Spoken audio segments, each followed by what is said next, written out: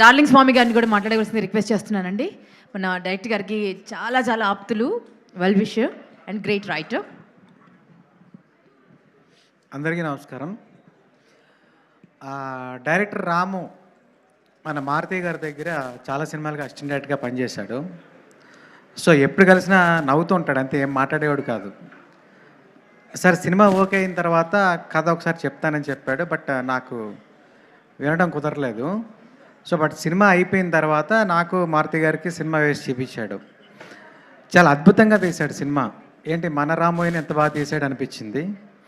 ఆ love track నిజంగా ఒక 4-5 లవ్ అఫైర్స్ నడిపినట్టు తీశాడు సినిమా అంతా. ఆ లవ్ ట్రాక్ అంతా అంత అద్భుతంగా ఉంది. సాంగ్స్ దగ్గర నుంచి అన్నీ కూడా చాలా బాగా చేశాడు.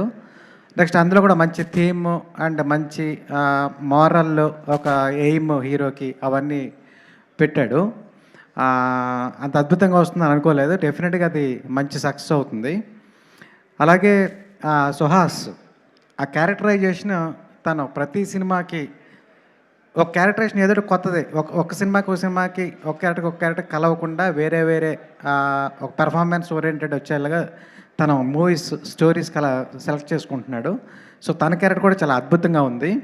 సో అమ్మాయి హీరోయిన్, ఆ అమ్మాయి కూడా అసలు నేను హీరోయిన్ అంత బాగా చేయడం ఈ సినిమాలో అదే ఫస్ట్ నేను చూడడం. అసలు ఎవరు ఈ అమ్మాయిని అడిగితే సో మలయాళంలో జో అనేదో సినిమా చెప్పారు. సో ఈ సినిమా చూసి అమ్మాయి పెర్ఫార్మెన్స్ ఎంత బాగుందని నేను ఆ సినిమా చూశాను. చాలా బాగా చేసింది ఆ అమ్మాయి. సో ఆ అమ్మాయి వల్ల చాలా అద్భుతంగా సీన్స్ అన్నీ పండాయి. ఇక ప్రొడ్యూసర్స్ అండ్ కెమెరామెన్ మణికంఠన్ గారు, అసలు ఆ విజువల్స్ ఎక్స్ట్రాటరీ విజువల్స్, సినిమా అంతా కూడా ఆ కట్టిపడేసే విజువల్స్ ఉన్నాయి. ఒక రతన్ కొరకు ఆర్ఆర్ కూడా చాలా బాగుంది, మనసుకు హత్తుకునేలా చాలా అద్భుతంగా ఉంది. ఇక ఈ సినిమా మన ప్రొడ్యూసర్స్కి అలాగే మా రాము తొలి ప్రయత్నం చాలా పెద్ద సక్సెస్ అవ్వాలని మనస్ఫూర్తిగా కోరుకుంటున్నాను. 11th తారీఖున అందరూ చూసి చాలా హ్యాపీ ఫీల్ అవ్వండి. All the best to team. Congrats. Thank you so much అండి. అండ్ ఈ సినిమాకి